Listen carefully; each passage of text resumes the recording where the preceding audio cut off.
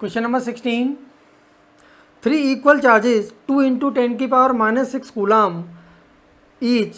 तो 3 equal charge हैं, तो Q दे रखा है Q equal to 2 into 10⁻⁻6 coulomb are held fixed at the 3 corners of an equilateral triangle of side 5 centimetre. तो side R कितना है 5 सेंटीमीटर और चार्ज क्या तीनों कॉर्नर्स पर रखा हुआ Q, Q और Q। इस कॉर्नर को मान लेते हैं अपन A, दैट इज B और दैट इज C।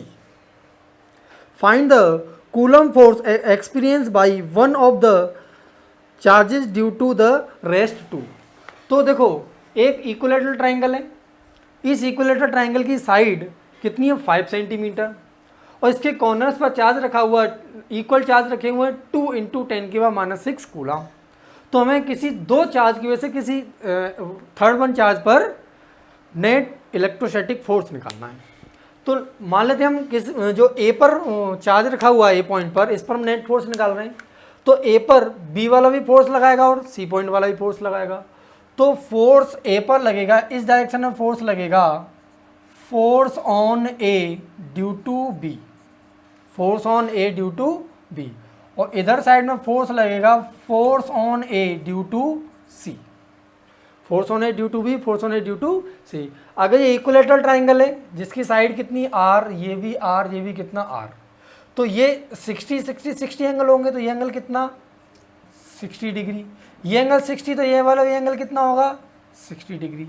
तो हमें ये दो फोर्स लगे, इन दोनों फोर्स का रिजल्टेंट फाइंड करना है और इन दोनों के बीच में एंगल कितना है 60 डिग्री।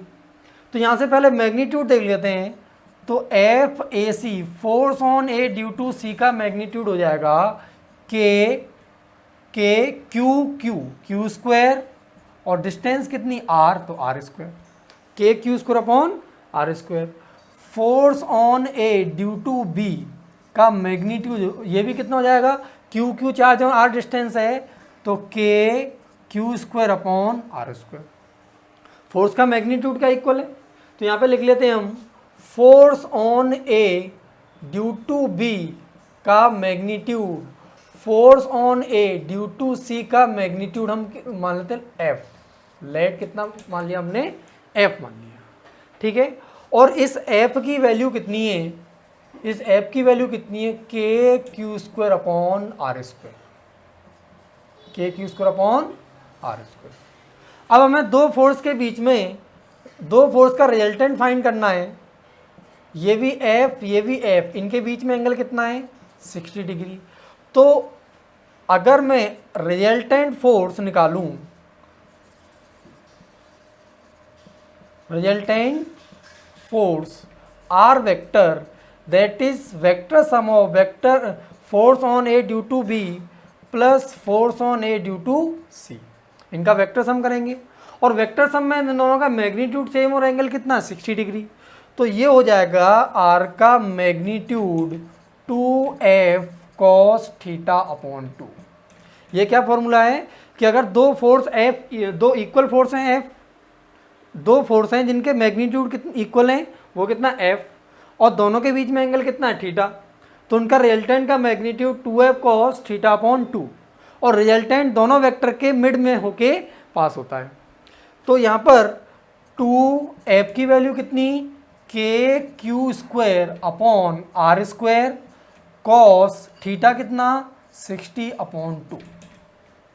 तो यहाँ से आर रिजल्ट वेक्टर का मैग्नीट्यूड निकालेंगे, हो जाएगा 2 इंटू के की वैल्यू 9 इंटू 10⁻⁹, क्यू की वैल्यू कितनी दे रखी है 2 इंटू 10⁻⁻6, तो 2 into 10⁻⁻6 whole square upon R की वैल्यू दे रखी है, देखो आर कितना 5 सेंटीमीटर, तो दैट इज सेंटीमीटर को 5 इंटू 10⁻² मीटर, तो आर की वैल्यू 5 इंटू 10⁻⁻² होल स्क्वायर और cos 60 अपॉन 2 मीन्स cos 30 और cos 30 की वैल्यू होगी √3 अपॉन 2, ये 2 से 2 कैंसिल हो जाएगा।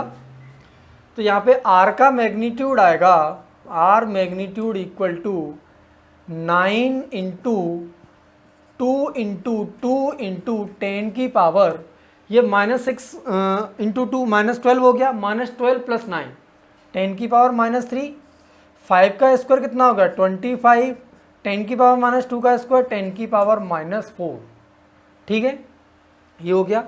अब देखो ये 2 2 जा 4, 4 9 जा 36, तो 36 ये √3 और आएगा यहाँ पर 36 √3 अपॉन 25 इंटू 10 की पावर, ये 10 की पावर -3, ये 10 की पावर -4, तो 10 की पावर -4 ऊपर जा 10 की पावर 4, तो ये 4 -3 कितना आएगा 10 की पावर 1, तो ये 36 √3 होता है 1.73 और ये कितना 25 इंटू 10।